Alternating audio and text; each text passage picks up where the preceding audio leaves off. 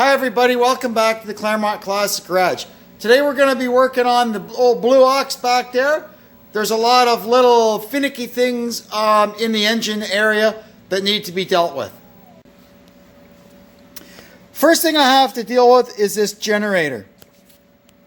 It's a little bit different because it's off a Ferguson tractor than the one that this Fordson would have come with. And because of that, this is the bell crank for the throttle shaft extension for the carburetor. And this, when it was trying to get to full throttle, this arm would hit the bolt for the generator. So what we're going to do is, this is a 5/16 hole. I'm going to tap it 3/8/16.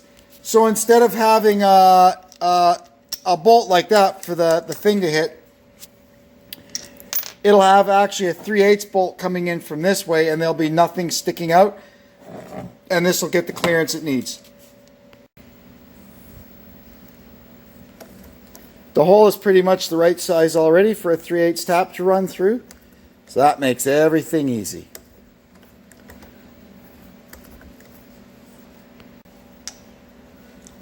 Now we can wind a 3/8 bolt into there. So what we have to do now is we got to grab a cordless drill, put a 3/8 twist drill in it, and clearance out the hole in the bracket so our 3/8 bolt will pass through it. Perfect. Now we can get our generator mounted back on the engine. Well, that worked out pretty well. Now you can see the throttle arm has got the room it needs to operate. What I'll do later is I'll just shoot a little blue paint so all this mess of washers and everything kind of disappears. We don't want to look at that. Now we got the generator sorted out, we're going to move to the carburetor. First thing I have to deal with is this base gasket. The bore hole in it is actually smaller than the bore in the carburetor. So that's causing a restriction, or at least disrupting the flow into the engine. So we're going to trim this back to eliminate that problem. So all I did was attach the gasket to the engine with a couple of screws and followed around the bore in the manifold with a sharp knife. That's how much I cut off. That should help. Well, it certainly can't hurt. Next thing we got to deal with is the idle mixture screw. You can see where they've put it. Not quite so easy to get anything in there to adjust it. I went ahead and cut a screwdriver slot in it because it didn't even have that. And I do have one long skinny screwdriver that should be able to get in there and get a hold of it. If that doesn't work, my next attempt to fix this, I will solder a brass nut to the end of it so I can get in there with a wrench and turn it. But I think we'll be okay with what I've done. All right, now we can put the carburetor back together. We've got the float here. You just want to give it a shake and make sure it's not full of gas, which it's not. So we can go ahead, put our float in.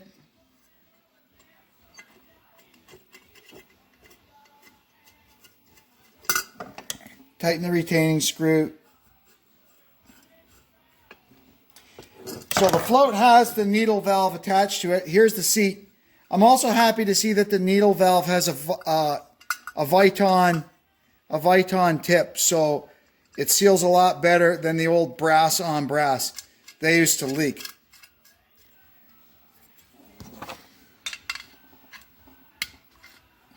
There we are.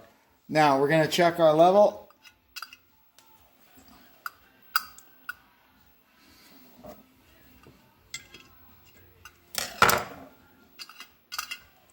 You can see there our float's nice and free, and what you want is the float to be level when it's upside down, and that's pretty darn close. Now we're going to install our Venturi. All right, Venturi's installed. A gasket. Whoops, I put it backwards. There we go. And then our base goes on here.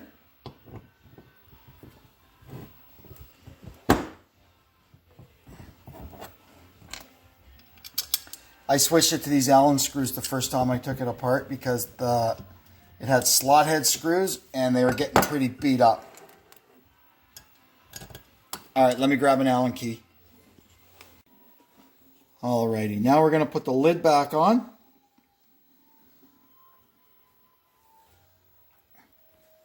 It's a pretty simple carburetor. Most of the time you'll find tractors have updraft carburetors on them. Now we can get this thing bolted back on the engine.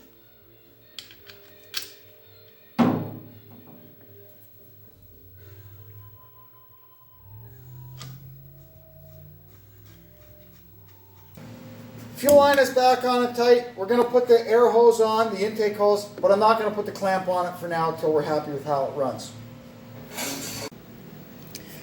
Carburetor installation is all done. We have our throttle shaft extension in, and you can see now that I modified the generator, there's no bolt or anything in the way of this anymore. Next thing we're going to work on is the governor. The governor is what connects the throttle control to the carburetor. It's kind of the middleman.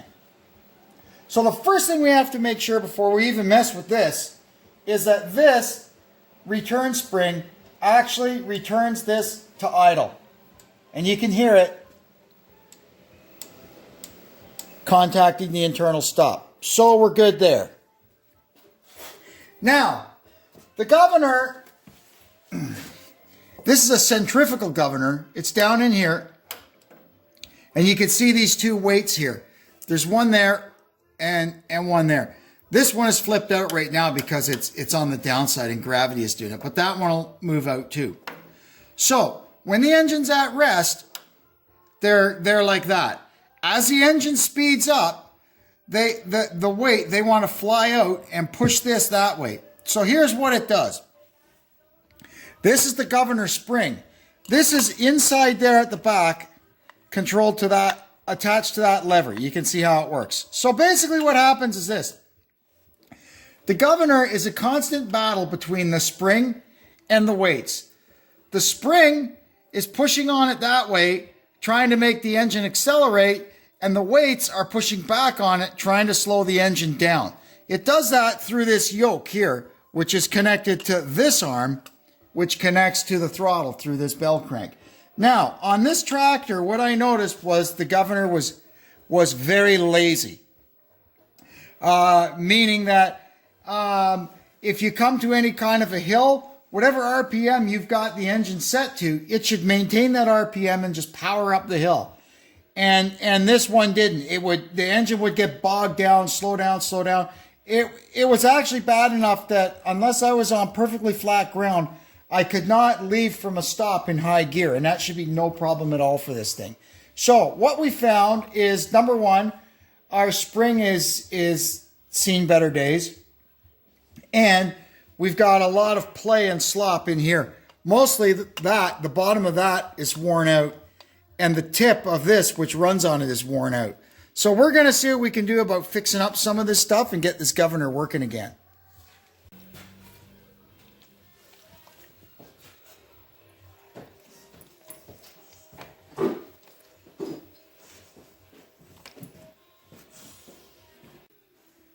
First thing I'm going to do is braze up the wear on this lever. It's pretty bad there in the middle. We'll get that built back up and then I'll file it down smooth. So we've got our brass on there. Now I'm going to file it and get the shape of it back. Now we're going to use the welding machine and build this one back up with steel. So we've got steel on brass. So we've got that all built up now, back to kind of what I imagine it should have looked like. We're going to move to the inside of it now. This is our governor spring. This is what fights back against the weights down in there. Now, if this thing loses tension, your governor is going to become lazy or ineffective.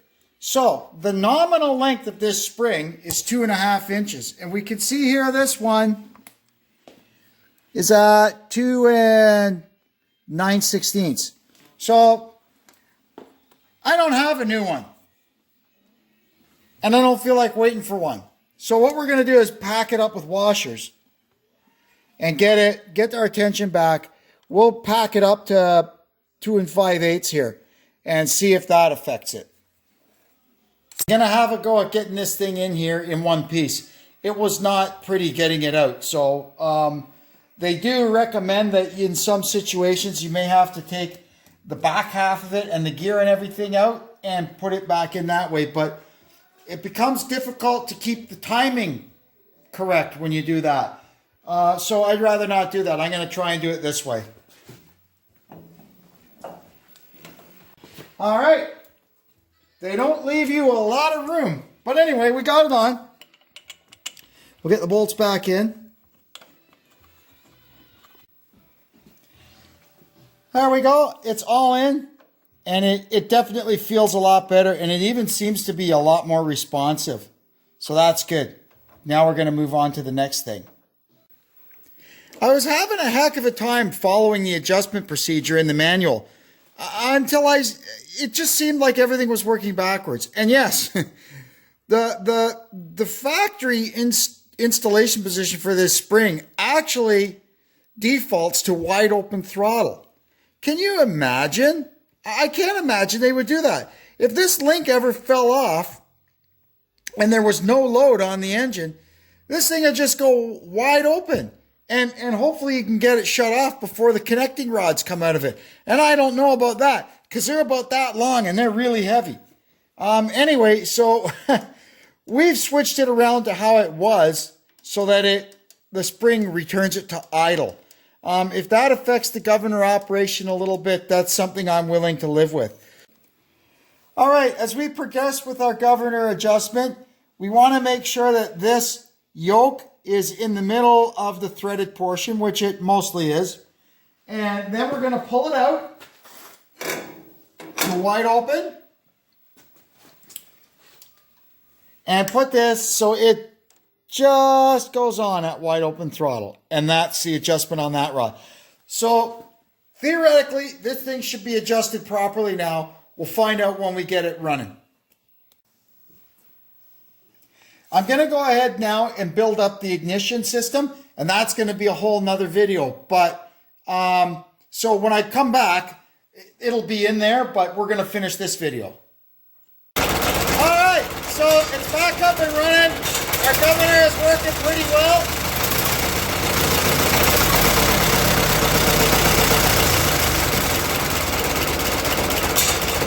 So we'll call that a success. In the end, I had to saw the end, that end there, off a control rod from a 9N, but it works on this too, so we're all good. Anyway, that's it for now. Thanks for tuning in, and we'll catch you next time. This is Kevin checking out from the Claremont Classic Garage. So long.